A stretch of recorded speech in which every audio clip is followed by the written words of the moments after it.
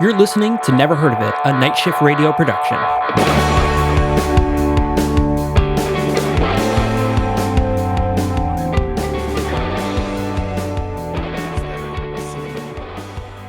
You see the spiky? I see the spike at least. It's a really Uh, weak clap. I feel very weak right now. I'm very tired. I don't blame you. So I'm sorry in advance for this film. I knew what it was going into it. Yeah. I have no regrets on choosing it, but I still feel bad for making you watch it. This is why next month is going to be listener requests. It has to be. I can't be trusted. I need at least a solid month with no intervention from you. Yeah, I mean, we still have one more, and you just wait. That being said, Caleb, if people wanted to give us a suggestion as to what we should watch, how would they do that? Oh, well, on our lovely website over at thenahoit.com, that's THENHOIT.com, we have a contact form, and on there we welcome, nay, encourage listeners to send us suggestions of movies that you want us to talk about, because we will. We've done it once before. We did a whole month of them. We've done a couple one-offs here and there, and we're gonna do another whole month. We're planning on bringing it back for the month of February. Just you wait. But Michael, I heard that there's potentially another way that people could send us suggestions. Yeah, they can also do this thing. I think it's called it's this website called Parlor, which is in no way shut down because it was inciting violence. So you can head over there. You can find our profile on Magabook. No, absolutely not. Absolutely not. Fuck everybody that was involved on Wednesday. You're all fucking losers. Anyway, so sorry if you supported that. Like, don't listen to our podcast. I don't care how many people we listen to. Like, I don't want to entertain terrorists. We don't. We don't want you. This is not a safe space for you. I'm sorry. Plain and simple. Plain and simple. So you can head over to our Twitter account. We have Twitter at the Nahoit Podcast. That's the NHOIT Podcast. And you can tweet at us. We have been tagged in movies before. So we recently did Fat Man for right around Christmas time. Somebody recommended, tagged us in a trailer for that. So, that's the best way to do it. Not the best, but is one of a really good, easy way. So if you're like, oh my God, this movie looks batshit insane, at the Nahoit Podcast, you idiots should watch this movie. And then we will. It's that simple. We just watched Ant-Man and the Wasp last night because we've been making our way through the MCU.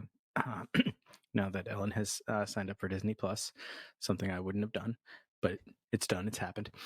And as I was looking at the villain, I was like, where did I see this guy recently? And he was the assassin in Fat Man. Yeah. So Ghost, the woman who played Ghost, I've forgotten her name. She was recently in that series I told you to watch called Brave New World, and she's awesome in it. She's absolutely awesome in it. Highly recommend that. Aldrin Eldritch, or whatever his name is, the guy who played Han Solo in Solo, is one of the main characters in that.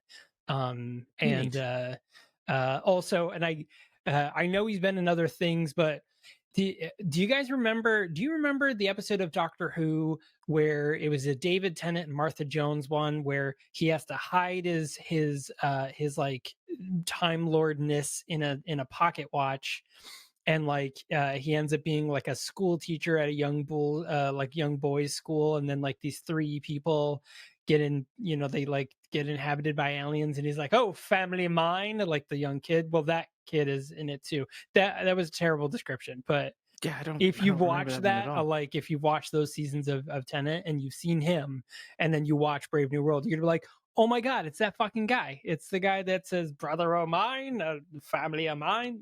You'll get it. It's cool. Gotcha. All I'm saying is watch Brave New World. It's on Peacock. Okay. All right. It's on the Peacock. I was thinking about Twitter because you were talking about us being on Twitter, Yeah, and so I was looking at our follower count, and it's it's not a lot. We've got a small but loyal group of followers, and we sure, appreciate every one of you. yeah. But even with our small and loyal group of followers, we still have significantly more than the former president. Fucking got him. Let me tell you. We have exactly 88 more followers than Than the president of the president. United States. What a fucking loser. That being said, hello and welcome to the Never Heard of It podcast. I'm your host, Michael Fight. And I totally had something for this when I was watching the movie, but have since completely forgot. So I'm Caleb. Caleb, sexual martial artist Koi. The sensational ninja, I think, is what you're going for. The sensational ninja. We'll get to that, but I want to boy, say will we. that like an approach to that character that is like properly done and not this like student film bullshit. I would watch a fabulously gay ninja who gets his powers from his like sparkly like 70s rock jumpsuit. I would absolutely watch the shit out of that. Yeah, I'm not gonna lie, I totally would. And the thing is I think I would watch a movie based on every level villain in this movie, except for Captain Capability, who is basically Homelander from The Boys. So we just, minus him. Everyone else, though. Oh, we'll get to it. I don't want to jump too far. All right. Content warning. This movie has little to no content. It's barely a movie. It's an hour. It's actually a rip-off 13-ish. of a movie. Yeah. That said, some fake blood, some fake gore, some action movie violence, sort of. Yeah. Heavily implied sexuality. Like very, very heavily implied sexuality, but actually no nudity whatsoever. Yeah. Yeah. Which was also weird because it was like, I don't know. It was kind of like you built it. I mean, listen, like, hey man, make your movies and I get it, but like, don't fucking tease us. Like, honestly, if you're gonna do it, just fucking do it. I don't think it would have made this movie any better. No, it wouldn't have, but at least it would have been like, there it is. You know what this movie is? This is a whole bunch of people in the porn industry were like, we should make a movie with like out any of the sex in it, so that way, like, we can make like a legitimate film. We should make like an action, like a action comedy. Like we should totally do that. Like, mind you, this movie was made in 2009, so it was kind of in the. It was like just as the MCU was getting started, so like superhero movies really weren't there yet. I'm gonna say. I think Iron Man came out. Like I mean, Iron Man is like. It was 2008. The big one. That was 2008. So like Iron Man had just come out. So like we're still not in the height of like what we consider today a superhero film. Like they were not there yet. But so like the 2008 Iron Man arguably set not only the tone but the gold standard for what a modern superhero movie was going to be. Oh, I agree. I mean, I still hold it to that. I mean, it's still in my opinion, still the best Marvel movie. One of. This ain't it. What I think is definitely was that. What I think is absolutely fantastic about the cast of this movie is that for the majority of them, this is probably the best movie they've been in. It is and this is another one of those like really funny things that gets me. So IMDb shows you the top billing of a movie. Mm-hmm. I think we've talked about this before in episodes, but we talk about the top billing as like people who for one reason or another, their name is going to hold more weight. So like if Anthony Hopkins is in a movie, like he's the top billed, no matter how many fucking lines he has in the movie. He could say 5 things and he'd still end up being one of the top billed because he's fucking Anthony Hopkins, Right. But like the top 3, well, I guess let's say the top 2. The top 2 like people, like the top 2 billed people in this movie are Jackie R. Chan, who played Molly Leviathan, who had maybe 3 minutes of screen time, Mhm. and the hot security guard, who one doesn't even have an actual character name, two doesn't even have a picture on IMDb, and Mhm. three said 2 lines. And And she's the second top billed. has done exactly one other thing as far as crediting on IMDb, uh, and it looks like it was an episode of a hidden camera show. Oh my god, it's great. That was absolutely great. And then our third is Chip Joslin, which you're a fucking porn actor, like, dude. But the worst part, like Chip Joslin, like in the movie, like he looks ridiculous, but like his actual picture, like he definitely has a collection of swords. Like that's the type of guy that he is. Like 100%. you would go to his house and it'd be like, "Oh, hang on, let me take off my fedora. Would you like to see my collection of Viking swords?" And you're like, "You fucking nerd." Like, Speaking of yes, of swords, course I would, but come on. timely. And speaking of swords, have you seen the post being shared by the former California governor Arnold Schwarzenegger, I in did. which, while admonishing the country, he fucking pulls out Conan's sword. Which is great. So again, like the really great thing about this is that, you know, the left, let's say the left, even though, I think wasn't Schwarzenegger, didn't he run as a Republican? Wasn't Schwarzenegger is a Republican, and he Yeah. calls that out. He says like members of my party, Yeah, yeah, yeah, yeah. and like basically like a big like what the fuck are you doing? Anyway, So go on. so the left wing, we'll start with the right wing. So the right wing people have Kevin Sorbo. Mm-hmm, mm-hmm, mm-hmm. Kevin Sorbo, Yeah, like fucking Hercules. Hercules.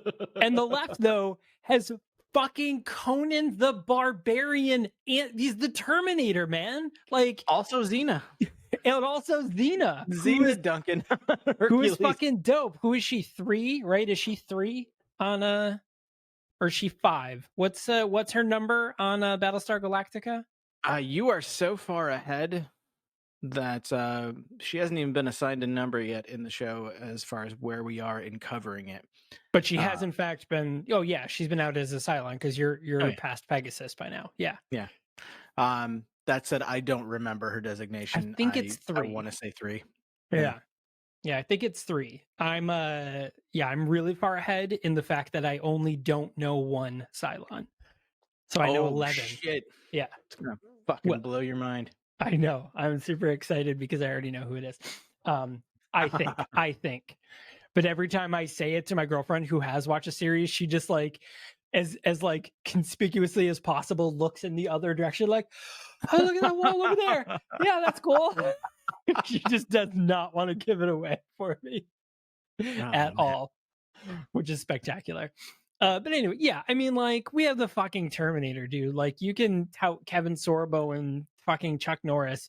Don't get me started on Chuck Norris. The whole Chuck Norris, like, Chuck Norris, when he does a push-up, he doesn't push himself up, he pushes the earth down. Like, fuck you. Chuck Norris, like, which is a tie into this because this whole movie is a parody of the film Game of Death. Well, the fake film Game of Death by Bruce Lee. So in the movie Game of Death, it was the movie that Bruce Lee was making before he died. The idea is that he has to go rescue. I think it's his girlfriend in the movie, and not his sensei, but he has to go rescue his person, and they are trapped in this tower, and he has to get to the top of the tower, and every level of the tower is a different fighter and a different style of fighter. Great For those concept. of you, it's a great concept. And for those of you that have seen bits and pieces of it online, which you have, one of the most famous scenes is him fighting Kareem Abdul-Jabbar, who was one of his students. And that is an amazing fight scene. So if you have not seen it, Game of Death, there is a lot of scenes of it shot, but it was never a complete movie. So the studio actually went and filmed the other parts of the movie using different actors. So there's like they cut scenes from his old movies together. They had scenes with other actors basically playing him, and then just intersected all of these scenes that had been shot of him fighting these people Mhm. in there. And then the movie's really weird, and it doesn't really end right because he died after filming 4 scenes, and then Yeah. that was it. So but good movie, Game of Death, great fight scenes because he does like the nut, like each level is different. And Minty the Assassin, the movie we're talking about today, attempts that. They Mhm. rip it off completely, Yeah. broke it damn near off. Um, oh shit! What was? Oh, the whole Chuck Norris thing. Like, it's. Yeah, I mean, it was funny. Like, it had its sure. moment of being humorous, but like, like it doesn't hold up. But have you seen? You have to have seen by now that Jared Padalecki is doing a remake of Walker Texas Ranger. I did see that. I am actually kind of excited for it. I love Jared Padalecki. Like I'm all Mhm. for him. I'm very excited for it. I know it's a little bit of a different story. Like it's not the same as like Walker Texas Ranger. Like it's not the same sort of plot, but I don't know. I'm excited. I hope that he does some form of martial arts. I don't know. Because I, yeah, that was the fun part about it. It was, it was a cowboy doing karate, and that was I, cool. I love the I want to juxtaposition. see Jared Padalecki in a fucking duster doing roundhouse kicks. That's all I want. Right. That's That's what I all. want out of life. CW, just give me 16 seasons of that. Like, and we're golden. Listen. I want this show to go until Jared Padalecki is as old as Chuck Norris is now. Just keep it Right. going. Just keep it going as long as you can. Right. Well, that's the crazy thing. Like Jared Padalecki and Jensen Ackles look almost exactly as they did when they started on the CW, which was at least 35 years ago. Oh my Like, god, there's they were no way. mates. I mean, Supernatural has been on the air since the CW, before the CW was the CW, wasn't it? They, Maybe it was before when it was the WB. That can't be true because I worked at I, the WB when we transitioned. But maybe I don't I remember Supernatural being a part of that, but I could be wrong. I didn't Supernatural pay was their attention. longest running show, and I'm pretty sure it started pre CW. I think it was W. I mean, I don't think it goes as far back as UPN. No, it was 2005. So it 100% was WB. So because the WB it split to the CW and My TV Oh, that's in right. 2000, That's right. maybe right around that time, 2005, 2006, because I was working for the WB and we switched over and did the marketing for My TV during Okay. that time. So we lost Supernatural because we didn't become a CW station. We became Womp womp. a My TV station. Um, I feel like if you watch, like start to finish, you watch and like kind of follow them along the progression, you don't really notice them aging as much because you're kind of growing with them. Yeah, But if you watch the first episode and then you see them now, like you definitely notice the difference. I mean, sure. they both aged very well, but like you definitely notice the difference. It's Well, the other been thing, like 37 years. yeah, I mean, the other thing too They're in is their 60s at this point. Jensen Ackles was on Gilmore Girls. So like, It's true. there's that too. So like I saw him as like playing a high school kid Yeah. in Gilmore Girls to now, being the same age as Jeffrey Dean Morgan doing the show. Fun fact relevant to superheroes is Jensen Ackles was the voice of the Red Hood in one of the DC Oh, animated features. oh, that's very cool. You know what? I haven't watched Bad Blood yet, but I want to watch that. It just Mm. popped up on HBO Max, I think. As much shit as the DC Extended Universe gets in their cinematic releases, the DC animated features are almost to like I totally I know blanked what on the you want phrase to there. Almost say. to a one. Yeah, Like it's a almost every single controversial one of them statement. is solid. Like Yeah, I was gonna there say are if you were very gonna few say holes in that. they're on par with the MCU movies, like they're up there by comparison. I mean, yeah, they've done a better job of creating a universe of films that people want to watch, even Yeah. like one-offs and some that do have some continuity to them, by far than the cinematic releases too. Oh yeah. Um, Oh yeah. yeah, which it we're not here to talk about that, but it's We're still not really it's if you do want disappointing. to hear more about that, please head over to the Superpod HeroCast. That's You true. can find them at nightshiftradio.com/shows, Mm. where they do in fact talk about these kind of movies. That is not why we are here. We are here to talk about Minty the Assassin for some fucking reason. So Some fucking you picked it. God damn it. okay, so I set out, I chose the first two movies in January. I coincidentally, or I noticed there being a coincidence of them being about supposedly being about badass women, like, you know, cool action women. The first two turned out to not so much. The first No, one, definitely not in any way whatsoever. no. The second one, getting warmer, but still Yeah. not there. Minty the Assassin is in fact about Minty the Assassin. She is not badass though. This movie's terrible. Spoiler. But you can watch this movie streaming for free on Tubi TV. You can. You can- That is a true right. statement. You can. You can. So Minty the Assassin follows the story of, you guessed it, Minty the Assassin, who is a superhero ish, maybe, but for some She has reason, like, she has a comic book. she has a comic book. She has a genetic mutation that makes her particularly susceptible to chocolate. Specifically. And she says specifically mint chocolate, although like that only like it only has relevance in a single scene. Any other time they only refer to chocolate, and like there's no other mention of mint chocolate other than her name being Minty. Also, she's So eating a Kit Kat bar for most of the movie. yeah, so So, fuck that. yeah. The mutation that makes her susceptible to chocolate makes her 10 times stronger than the average human when she eats chocolate, but also 10 times hornier than the average woman for some reason. For some reason, why you ask? It doesn't matter. It It doesn't doesn't. matter at all. And it literally never pays off. Nope. Yet again, this should have been a porn. So the I mean, come on. The one of the main villains, her name is Double D's. Like, get the fuck out of it. Like, No, excuse me. okay. Double delicious. Double delicious. For those of you not watching on YouTube, my eyes literally rolled back out of my head and then back in. It was quite the spectacle. Yeah. So I don't know, whatever. So the movie starts off really fucking weird because it says in a magical forest on this peculiar day, but it's really just like somebody's backyard in LA because like we see their fence.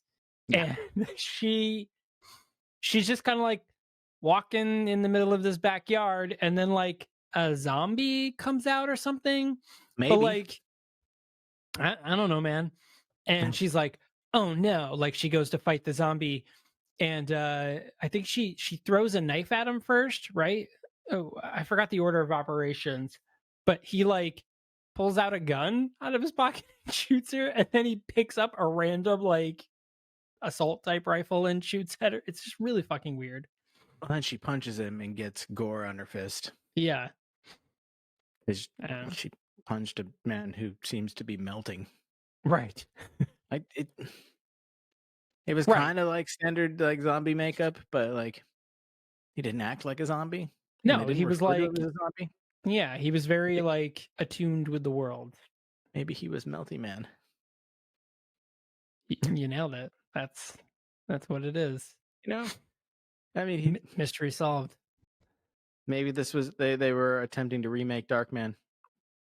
Oh, Darkman. They're remaking Darkman though. I just saw we just talked about that. Is that actually happening, or is that just Josh Rubin's like fantasy? I thought that was a thing that was happening too, like outside of Josh Rubin just saying that he wanted to do that. I mean, if it does happen, I absolutely want him to be involved because his like fantasy casting of it was fantastic. It was fantastic. Yeah, and he's great. I am not in any way excited about the prospect of a remake of Darkman, but after reading through his thread of who he would cast and like also like who he would put on the crew and whatnot, it's like, all right, I think you sold me. I would watch this if Josh Rubin is involved. Yeah, you know what? If you guys have not listened to our Scare Me episode where we interview Josh Rubin, we did it right around in October. Actually, we did it in the Yeah, it's like the October middle of 1st, I October. think. Yeah, I think it was the first. Yeah, it was a bonus episode in October. If you have not listened to that episode or watched the movie Scare Me, do both of those things because they were absolutely fantastic. Yes. I Oh my cannot god. recommend it more. Yeah, Absolutely. yeah. All the Um, garbage we watched, that was a fucking gem. yeah. Oh yeah. That was the best movie we watched that month. Probably in the second half of the year too. So we okay. So we have Minty the Assassin. We see she's in the woods. I don't know. She fights this zombie guy, and then eventually she knocks him down. And out pops up Double Delicious, who is wearing a bikini and a cape, and Hmm. who has vampire fangs. Yeah, she's Um, a lesbian vampire. she's a lesbian vampire, but is she though? I don't know. They call her. That's what they call her, but is she though? Because like she walks around during the day. She refers to herself as like she was born this way. She's an animal. Yeah, I don't really know. there's a lot of attempts to like sound very like intelligent and scientific and like very thought provoking in this movie that just fall very flat. It's Rants they're about really how weird. humans are just animals and how cruel evolution is, and something about a white hole on the other side of a black hole. Uh, Yeah, it was like the writers wrote a line, and then somebody was like, "We should read the Wikipedia article on that last specific word yes. just to like fill time, I guess." But like I don't know. Like, I guess maybe I'm still not entirely sure of the point. Like, and some of it came out of nowhere. Like in the middle of a fight scene, you mentioned the black hole one. In the middle of the fight scene, somebody was like, "Do you know what a black hole is?" And she was like, "That space between your legs." And I'm like, "Shut the fuck up," Wah, wah, you know. wah. And then they like go into the scientific explanation of a black hole versus then the white hole, and they get done with that explanation, and I'm like, "Wait, what the fuck did that have to do with the plot or this fight?" Like none of that made any sense. Nothing. Like I Nothing at all. kind of get what they were going at with the thing about Charles Darwin and like what are the things humans and animals have in common? Like she's talking about like giving into your urges, but at the same point that conversation didn't make sense either because it also had no payoff in the end. Really, it was very weird. I don't know. This whole movie stuff it just sucked. But Remember how I said that this is probably the best movie that most of the cast has been in? Well, for Tabitha Taylor, who does play the part of Double Delicious, she was in Dude, Where's My Car? oh hey, all right. Well, she's been in As other movies. her known for section includes such stirring and thought provoking roles as dancer number 1, stripper number 2, woman number 2, and Tabitha. Oh hey. She played herself in a thing. Oh boy.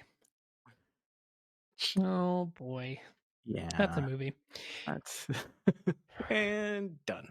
Yeah. You know what? I am, however, as we're starting to get into the weird pseudoscience villain rants that occur in this movie, I'm going to go ahead and make my case now that the acting in this movie is 100% stage acting. Every single one of these people would fucking slay in a local Shakespeare company. That is a bold claim. That is Specifically, the rat monster guy would oh fucking yeah. nail like an epic Shakespearean monologue Oh at yeah. at Syracuse stage. He would fucking like knock the audience dead. He would oh yeah, he would definitely kill. I could see him doing some Hamlet stuff. Yeah. Because like everything was very like dramatically overacted and projected and very like they were into with like their hands and their facial expressions, and everything was there, and this is how the world is and you must understand me. I'm like, bravo, bravo. Yeah. Where are my roses to throw on the stage? No, I'll agree with that. I think they also did good character acting. I don't know, um like Sensational Ninja sticks out in my head very much. Actually, the guy who played Bruce Z, Alan Tom, also a pretty good Bruce Lee impression. Like, I don't know, not the martial arts part. He was terrible at that, but like the voice, the acting, like the style, like he had it. It was I pretty mean, good. it was an astonishingly like stereotypical uh, portrayal of an Asian actor in a martial arts movie. Well, of course. But I see where you're coming from. Right. I mean, just like, nailing the like, I don't know, the style, the voice. I, He got the accent right. The like not the accent, but like the tone of Bruce Lee's voice, like the way he talked. He got it right. yeah, Yeah. he's been in a movie about ping pong. Haven't we all? So, coming soon to a ping pong table near you. Me. Yeah, so this is a movie. So Minty is then she has her lunch date with double dementia, in which, or double delicious. Double dementia, by the way, is a trauma like girl. I don't know where I keep mixing them up. Anyways, Double Delicious and Minty have a little lunch date at a charming cafe just on the other side of town, and they have their when Harry met Sally moment where they both orgasm in the middle of the bistro for some reason. I think there's an implication that there might actually be some toe penetration. There is something to that effect. Yeah, and they the whole idea is like, obviously they're flirting with each other, and you see that there's some sort of attraction. This is what Double Delicious is hinting at about the animal magnetism, as she says. And they go off on a rant about Charles Darwin, or not a rant, they go off on reading the Wikipedia entry on Charles Darwin. And then she's like, she's like, will I see you soon? And she's like, we will. And I'm like, what? No, that's not What? the answer to the like, you will. We will. Like, I don't know, it was just poorly written. It's one of those like. I kind of like that they left it in though, because it's one of those very real life situations where like you accidentally answer the wrong question. Like, Yeah. how are you doing today? Just looking. Mm-hmm. It definitely was like one of those like, enjoy your food, you too. Like, it was one of those moments, it felt like. Is your receipt in the bag? Okay. Thank you. Yeah, you too. Look, we've all done it. It's that's more of the human nature thing, if anything else. If anything, that proves that I don't know. It doesn't prove anything. It doesn't prove anything. That's not scientifically accurate. And then Minty is heads off, and then we see her in a training montage with her mentor, Big Boss, who is played by fucking Dozer from The Matrix. Yes. Here's the actual star power of the movie, Right. Anthony Ray Parker. Right. It's fucking Dozer, man. But anyway, so they do their thing, and he tries to give her a lesson, although I really just don't feel like she learns anything, because he throws her to the ground, and he was like, now do you see? And she was like, yeah. And I'm like, see what? You just beat her and taught her nothing. So we later learn that Big Boss has a deep dark secret, and I think that maybe the intent was for the audience to understand that secret exists in this scene. But somewhere between the writing of that scene and the final cut that makes it to the television screen, that is entirely lost. And speaking of final cut, this movie is the perfect example of everything that went wrong when digital editing tools became a common and affordable thing. Yeah, I mean, there's definitely a lot of templates there, coming from a person who was an actual professional video editor for many years. I mean, don't get like me wrong, the templates are comic book great. effects out of this are straight out of like It's 2006 iMovie. yeah, it's literally just the iMovie comic book Wait, templates. wasn't there a whole fucking program that was dedicated just to those? Like, There was an app. Well, there was an app that everyone downloaded. There was like a comic book app. I think it was called like yeah, Halftone or something like that. That just had all sorts of filters and things like that. That's like going way, way back. yeah, that's what I'm talking about. Yeah, yeah. I mean, Like, like, I we're talking swear like that 2010, maybe. Like we're talking like iPhone was only a couple of years old at this point.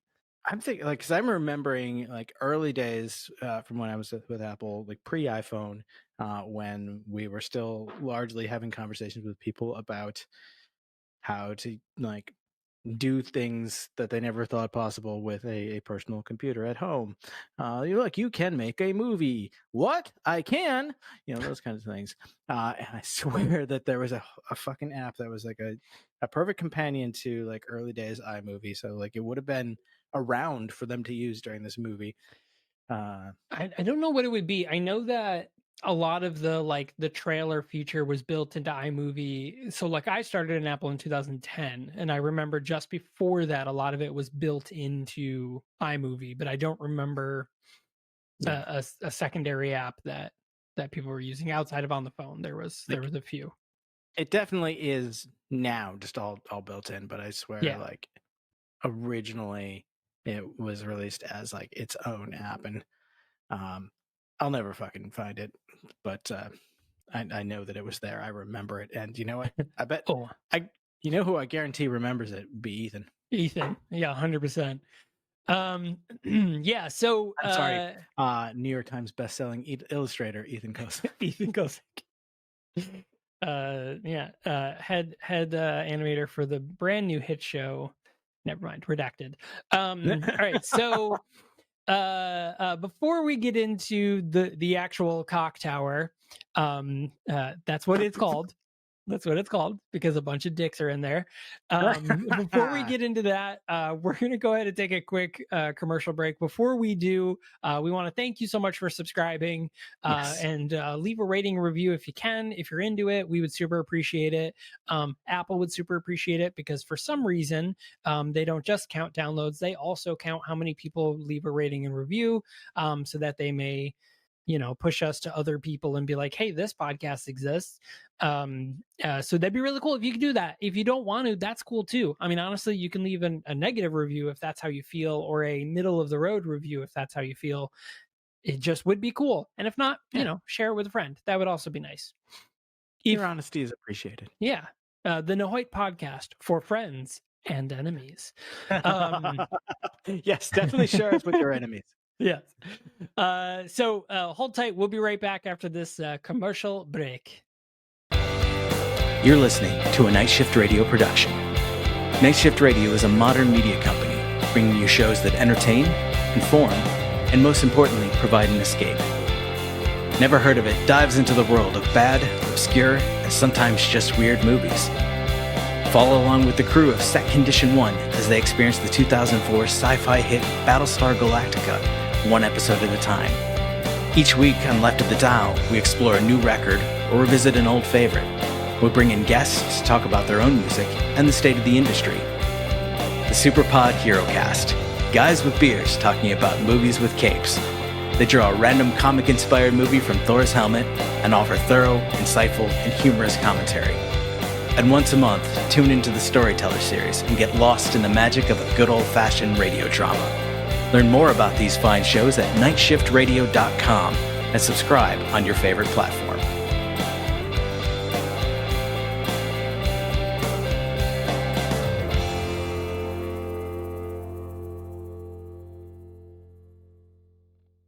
All right. So, Minty the Assassin, we learn that the big secret from Big Boss is that he, for some reason, he's done all these surgeries to his body to make him, huge and strong or whatever, and add abilities and stuff. And now it turns out that he can no longer feel anything.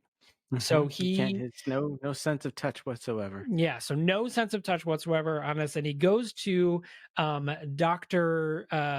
Brain. Is it just Dr. Dr. Brain? Brainbender. Dr. Brain Bender, who is a white dude with cornrows. And a seriously like He looks like a Ali beard. G. It was a beard that was a decision. That's Yes. where I'll go with that. It was very much a decision. Somebody made a choice to shave his beard in that pattern. In that exact pattern. Yep. And I don't know if it was him. No, guys, trust me, this is gonna look awesome. Yeah. It did not. Which again, and- Dr. Brain Bender is played by Chip Joslin. His name is Mhm. Chip. Yeah, his name is Chip, and he's a Chip, all right. And probably the worst fake German accent I've ever seen in a movie. Yeah. That at some points drops entirely, and at other points skews a little bit more, possibly Spanish. Yeah, Latino? Like he's very, very inconsistent, very bad at it. Let's leave it there. He's bad. He's terrible. His accent definitely has a European tour to it. So Dr. Brainbender is a psychic surgeon. And we learn upon Big Boss going to Dr. Brainbender and being like, "Hi, you need to fix me because of this." We learn that Double Delicious actually works for Dr. Brainbender. So, Big Boss does this thing. He stabs himself in the hand and he's like, "Look, see?" And so Brainbender, does some psychic thing, and then all of a sudden Big Boss can feel it. And then he like snaps back and he's like, "Oh my God, this is amazing." And he's like, "I'm going to go in and cut your head open and do all these things and you will feel again." And he's like, "Awesome." And so they knock Big Boss out. And then when he wakes up, he is strapped to a chair with a bomb tied to him, and he has 60. It's a countdown of 60 minutes. Mhm. So conveniently, his cell phone is resting on his leg, and so he calls his protege Minty the Assassin and explains the scenario. Says, "Hello, I am in the cock tower. You have 60 minutes to come get me. There's a bomb strapped to me. Dr. Brainbender has kidnapped me. Come get me now." Okay, but Yeah, go on. But he wakes up strapped to this chair with a phone on his lap, which I couldn't tell if that was also the countdown device. I don't know. I didn't have the focus for this because I was too angry about the other part, where Double Delicious is walking around with a very like middle school craft hour improvised box of chocolates. Yes. Which we don't know why she has. Which then Minty gets a visit. Which I'm sorry, Minty the Assassin, because she's never referred to as just Minty. She's always Minty the Assassin. Sure. Gets a visit from I guess a sexy postal worker, who Minty promptly knocks the fuck out, and then For takes no the reason box. whatsoever. Yeah, the postal worker who's like got her like uniform shirt tied up as a crop top. She's like, Which I'm sure is delivery federal for standard. Yeah. Yeah. No, I Federal mean, standard dress code. You know what? Postal employees go through a lot of shit. I'm not going to tell them how to dress. Like that's not my Right. business. Right. I have a special delivery. Like she keeps knocking. Like it's the postal service. And like you leave the thing and you go. Like you've got other people to help. You're being very suspicious. So I have a special delivery for her, and she reads it. Minty the Assassin. And Minty looks at her, like looks like a box of chocolates, and then just fucking knocks her out, takes it, opens it up, and inside is an identical phone to what we just see that Big Boss has woken up with, but also a Bluetooth earpiece, because those were the shit in 2009. Hell yeah, they were. That was like the Bluetooth earpieces in 2009 were the equivalent of a beeper in 1991. Mm-hmm. Like if that you had was one, you were business. like that was it. Yeah, you were. So fucking... she immediately puts the Bluetooth earpiece in and like goes to work. And so you mentioned that Big Boss. 'Cause I'm thinking now of Kick-Ass, Big Daddy, Yeah. fucking Nicolas Cage. Big Boss calls her. How does he call her? Like, first of all, he's tied up. Second of all, these are clearly burner phones. Right. So like, just like call the one number in it and hope that it's Minty. Like, Right. That and was really confusing of like, why did she need to be delivered her that phone? Like, why couldn't he have just called her on her own phone? Like, why couldn't we have just had that? Like, I just don't understand the point of it. yeah, I mean, it's 2009, so presumably filmed in 2008, maybe even earlier. So I mean, like maybe not as common. Not everybody had a phone at that point. Right. Could have called her on her landline though. Like she obviously would have one. Used to call me on my cell phone. do, do, do, do, do. Official. So also there was an official MySpace site for this movie. Just Oh as a my heads God, up, yes. and the budget was $400,000. Oh my God. Oh my God, this MySpace page. So he tells her that he's tied up, he's in the clock tower and has 60 minutes. And she's like, okay, 60 minutes, clock tower. He's like, no, the cock tower. I'm like, you just said clock though. Like, that's a Right, funnier joke. Like, right, don't get me wrong. Like, I think of the Salesforce Tower in San Francisco as the cock tower all the time. all the time. Giant glass dildo in the skyline. But like, if you're gonna go in on that, like, you say cock tower first and like let her mishear you and then correct it. But like he Right. says clock tower, she says clock tower, and then he corrects her. Yeah, it was, and it's a funny joke. Hey, it's the cock tower because it's full of dicks. That's funny. That is It's funny. also phallic. You're right, and it definitely looked like a penis at the top. So kind of a shame. So anyways, Minty heads off, and so now we get to our tower. This is our game of death scene, and the very first person that she goes against. Now, mind you, she's live via Bluetooth. She's on a continuous call with Big Boss as she goes through this whole thing. And the very think first, about like how many minutes she's using. oh my God, that shit wasn't free back then. I mean, it's not free now, but you were paying by the minute. Like, so dang. listen, children. In the early days of cellular telephones, you had to pay for each minute of time that you spent on the phone. So if you made a 6-minute phone call, that counted against your quota. You might have only had, I mean, if we're talking 2007 here, you might have only had 350 minutes to use for the entire month. And she clearly is using at least 60. That's hitting, a pretty good chunk of this monthly quota. That's gonna kill her month right there. Like, you don't waste that shit in one day. Like, you spread that out at least a week. That's just precious because you come to the end of the month and like you got to make a phone call and you're asking around like, does anyone have a phone? I'm out of minutes. Yeah, right. I gotta go buy another track phone and add minutes to my phone for $30 or something. That was our life back then. It was crazy. You know what? It was awesome. No, it wasn't. It was terrible. So I remember, I'll tell the story and then we'll get back to the movie. So I remember like when SMS texting like started being a thing. My friend and I, we lived in the same apartment building. He lived in the apartment next to me, and I lived, and we lived right next to each other. And I text him for the very first time, and he walked over to my apartment, knocked on the door, and I opened the door, and he was like, what the fuck is this? And I was like, well, it's SMS. Like, I can just send you text messages. And he was like, don't ever do this to me again. Like,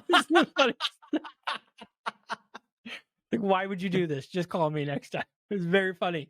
How the world has changed, right? Because now I'm like, what are you doing? Don't ever call me. Just send me a text message. Like, I don't want to talk to you. Like, literally just text me. It's just, it's just so convenient.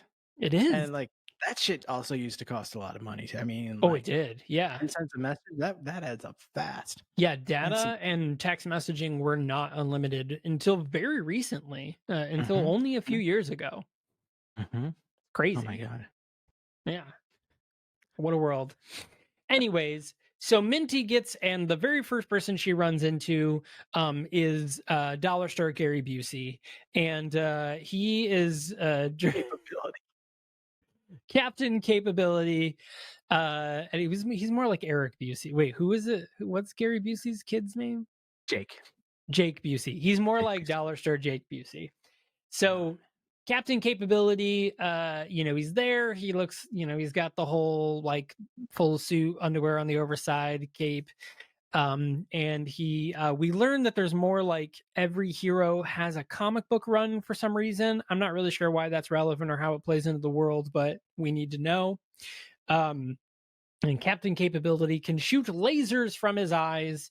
Mhm. And of course, she, the way that she defeats him is by kicking him in the balls, and then says like, "Oh yeah, well you do have one weakness. You're a man and you have a penis," and that was it.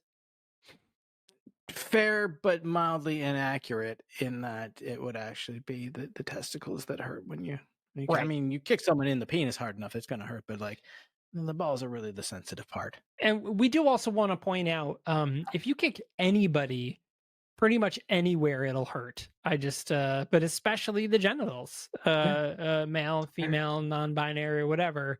If I kick you in the genitals, you're going to be like, fucking ow, dude. Like, sorry, I making a point. That region is sensitive for a reason. Right. But so there's a moment where she's like, Captain Capability, I thought he died in the comic books. And Big Boss was like, yeah, in issue 57 of the Captain Capability comic, he's killed by the villain Bad Day. Oh my God, these names just keep getting worse. Which makes me believe that Captain Capability is not actually supposed to be a villain. And I think that that's important. You know what? I'm going to spoil. I mean, the big bad here is named Dr. Brainbender. Do you think that means something? Do you think maybe that's important to the plot? Never. Also, do you think that when Big Boss calls Minty and tells her the situation where he's tied up and how long she has to come rescue him, that maybe he would include the details that he went to go see Dr. Brainbender and it didn't go well? Right. Like while she was driving to, like, she didn't just teleport there. Like she was at her house. Like there was a lot of time between the time that she received the first phone call and gets to the clock tower. Like they could have had that conversation and been like, so how'd you even get here? Oh, well, Also, like you said, this is clearly in LA. And he gives her an hour's notice to get from her house wherever, like out in the suburbs, to like a tower downtown. No, sorry, buddy, you're dead. Like no one's coming no one's making it to you in an hour. Not with this traffic. Everywhere in LA takes 15 minutes. I will forever quote Clueless. Sorry. Is that in the Valley? Yeah. I mean, yeah, of course. It's La La Land. She's stuck in traffic. Everyone's dancing on their cars, and Big Boss is blowing the fuck up in the clock tower. That would be the realistic scenario. So she defeats Captain Capability, and she heads inside, and now we're up against the next villain, who is is this Sensational Ninja, or is there someone before that? I'm forgetting. Sensational Ninja is next, yeah. Yeah, so Sensational Ninja. So Sensational Ninja has a glittery bodysuit. On Bowie. Yeah. It's great. It is great. And a sword, and he's gonna go fight. So she has to fight him, but he has a powered suit, so he's super strong, like he's unaffected by her attacks and stuff. But she does eventually end up stabbing him after they fight. Now, mind you, when she was fighting Captain Capability, he ends up ripping off her sweater. When she is fighting Sensational Ninja, he cuts one of her shirts off. So we're starting to see that piece by piece she's losing her clothing as she goes through this tower. Yeah. And then she yeah, so now she's going through, and she beats Sensational Ninja, and then she goes to the next person, which is the rat person, Rat monster, the rat monster, who is, like I said, he's our fucking King Lear here. This man was made for the stage. Let me find him. As David A. Lockhart. David Lockhart, yes. Yeah, David Lockhart. David Lockhart's been in things. Wait, yeah, he's an Emmy Award-winning producer. I mean, in all fairness, I'm also an Emmy Award nominated producer, so we'll leave it at that. But like, what has he been in? No, he has a thing called Lockhart Unleashing. What the fuck is this? Lockhart Unleashing the Talisman, in which he plays John Lockhart. Inspired by true events, a man's normal life is turned upside down when he inherits an ancient crystal artifact and becomes the key to unshackle the world from dominance of energy, slavery, and the underground of world government. Pause. Wait, I'm sorry. Did you say inspired by true events? Whatever drugs David Lockhart are on, I want all of them. This fucking guy. What else has he been in? Holy Horrors and Heretics, The Secret Life of Mary Magdalene. Actually, I'm really interested in that. That actually sounds pretty cool. What else was he in? I mean, he was in an episode of Tosh.0. That's something I would keep off my resume. Right. Yeah. Wait, what was he? How did he win? What did he win an Emmy for? I'm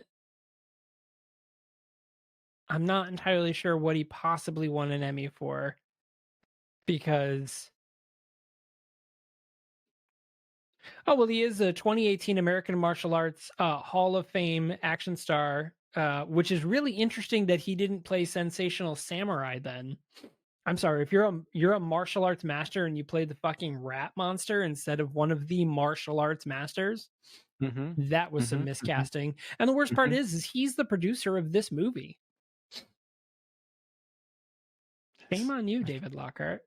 So many things went wrong in the creation of this movie. Yeah. So many things. Minty is a youthful, raven-haired... Minty has red hair, by the way.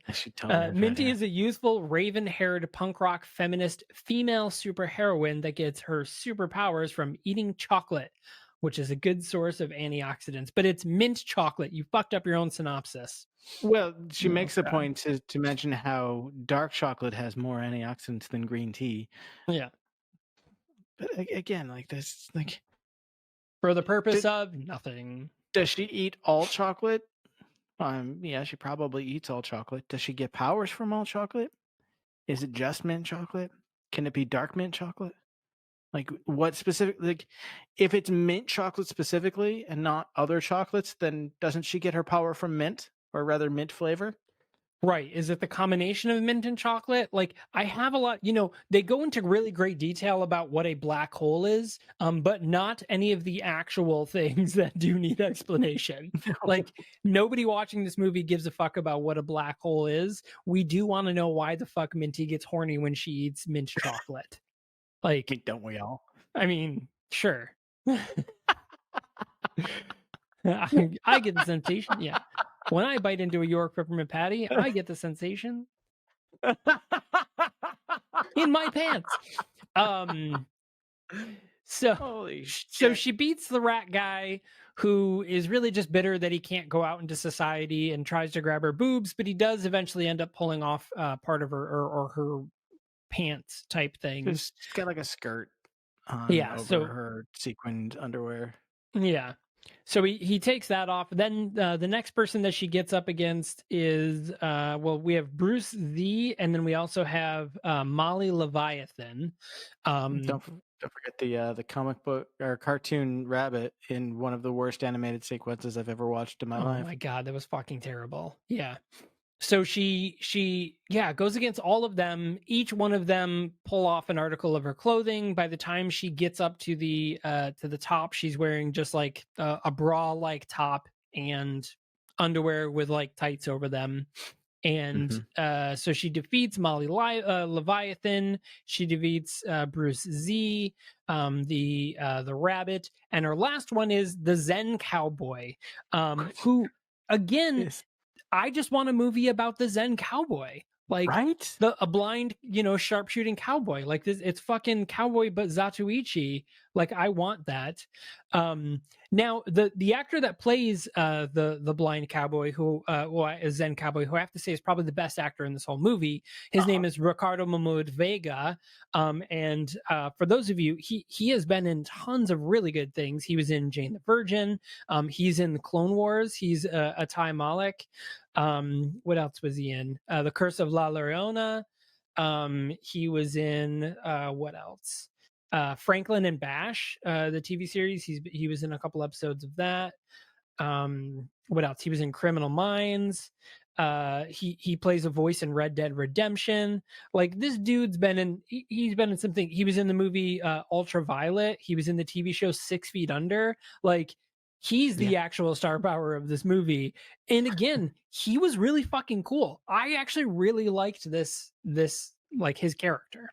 Had this whole thing where like he was wearing a blindfold, and like again another like attempt at like scientific exposition where he talks about like vision being unreliable because your brain has so many photoreceptors that it has to take information from and piece it together and form a picture, and you have to make split decisions based on that.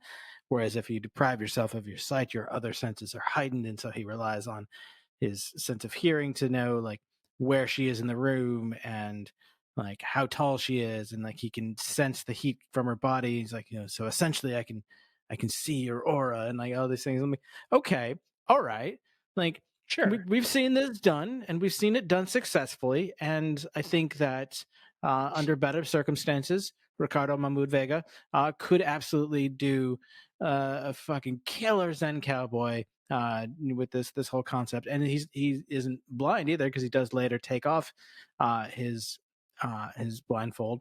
And I actually think that this is one of the best, one of the few times that the whole like exposition pays off, because when he takes off his blindfold, he's immediately distracted by what he sees, and she's able to gain the upper hand because of that. And so like this whole setup of like I'm making it so I can't see you, so that I have to process through all of my other senses and put this picture, like it's a very Daredevil sort of thing, with the way that it shows him seeing her, which this is years before a good version of Daredevil ever hit our screens. And like there's an actual payoff there when he takes it off, and like he's like, oh, you're a very beautiful woman, and I'm distracted by the sinful acts that I will do. I'm like, dude, no. Yeah. She's gonna kick your ass now. Yep. And then of course she stabs, she throws her knife, she stabs him. The end. And she finally gets into where Big Boss is. So she's there, and but just before she gets there, the bomb does in fact go off. So like yes, she, like he still blows up. But when she comes in, he's laying on the ground and he's like, oh, well, I guess it ain't that bad. And his arm blew the fuck off. And the motherfucker just puts it back on. He's like, oh yeah, by the way, I had surgery that makes me, my cells regenerate at an accelerated rate. And then his arm's just back on, and he's done. He's good. Okay, I mean that's great, but you also can't forget the part where he's like, I can feel again, and it feels like I've got a ton of bricks on my balls, and there's literally a cinder block right on his crotch. Oh, that's great. So Minty heads into Dr. Brainbender. She's there to finally fight him and win the day. And she learns that Double Delicious is there, and she's like, and she's like, I told you we'd see each other again, bitch, or something. I don't know. Sooner than you think. Yeah. Whatever. And so then we learn that Dr. Brainbender is in fact a huge fanboy, which is the definition we got in the very beginning of the movie. It opens the movie describing what a fanboy is and a little bit of the history of the word, talking about comic book fandom and fanish behavior. So we learned that just Dr. Brainbender is in fact just a really, really big fan of Minty the Assassin. And this was a way for him to get it. And he says, you know what every true, real fan wants? Just to see their heroes unequivocally naked. Like that's his only goal. Also, the caption correctly spells unequivocally. He definitely says unequivocably. Yes, he definitely, yeah, he butchers that word unequivocably. And unequivocally, in a quiver coolly. So yeah, and she was like, well, fuck you. And then he was like, Doubleicious is like, no, I'm gonna stop you for some reason. She actually says those words. She says, I'm gonna stop you for some reason, because we learned that Dr. Brainbender, as Caleb hinted at, has taken over all of these heroes, and he's been using them to fight Minty, but more specifically to grope her the entire time. Like the whole goal, we see like Molly Leviathan like grabbed her boobs. Sensational Samurai slapped her ass when she like jump kicked at him, and each one attempted to take a piece of clothing off. So we learned that this was the goal to begin with. So Minty and then Double Delicious, for under the control of Dr. Brainbender, go off and have sex for some reason, but it turns out that Minty did that just to break Dr. Brainbender's hold on Double Delicious, and she kills him. And because when he orgasms, it returns his brain to the beta wavelength point. Right, to his more awakened sense and not controlled. I don't know. And breaks his powers. We got a hint of that early on in the initial scene with Big Boss visiting, having his consultation, where Dr. Brainbender is doing his psychic surgery thing, and then he's in a trance, and Double Delicious walks over and kind of like lightly jerks him off, and then like it breaks the trance. Because somebody wrote that in the movie, and they were like, "Yep, this is it. This is the plot I'm going with." Again, this was probably a porn movie that they just took all the porn out. But there's also the moment, like, just as things are starting to get hot and heavy with Minty and Double D, where Double Delicious is like, "What do you see when you look at me?" And Minty's like, "Beautiful eyes." She's like, "No, what do you see? What do you really see? Your luscious lips." "No, look harder. What do you really see?" And she's like, "I don't know what you want me to say here." She's like, "It's my teeth. Just tell me. I'm an animal. I'll never be anything more than an animal. That's all you see. All humans are the same." And she's like, "Nah, girl, you're a fucking lesbian vampire, and that's hot." Which again, somebody wrote that. Yeah. In a non-porn movie. Yeah, and then so off she goes, and Dr. Brainbender is killed, and then the movie ends, and that's the end of the movie. So should you watch this movie? No. I can't. I mean, and yet maybe you made me watch. I did.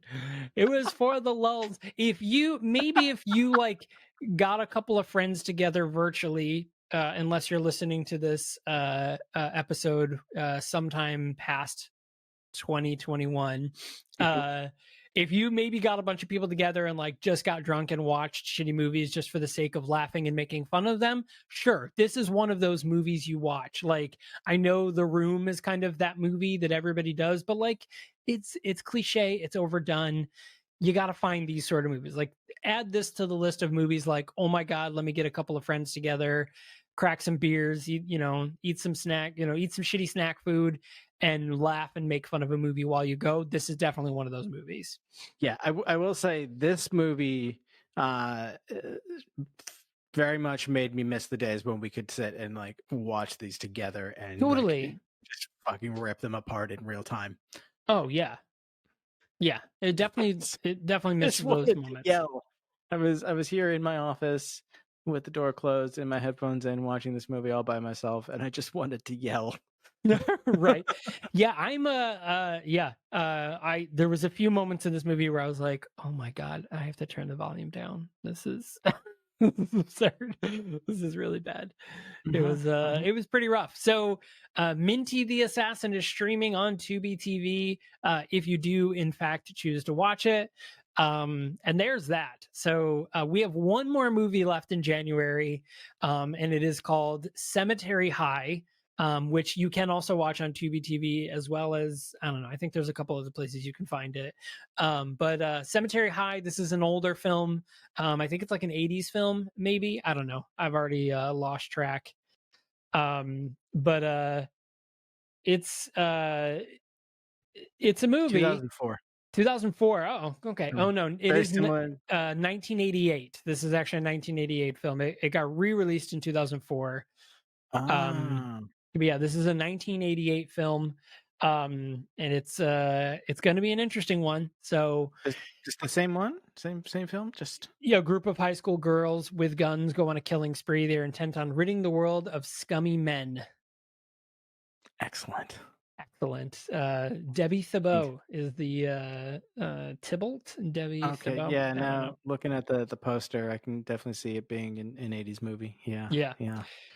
So that'll be the last of our movies for this month. And then in February, we're going to kick it off with another user request. So if you remember from the beginning of the episode, head to our website and send some more films over you think we should watch for this month. We will literally keep going with user requests until we run out for as long as it is. So please.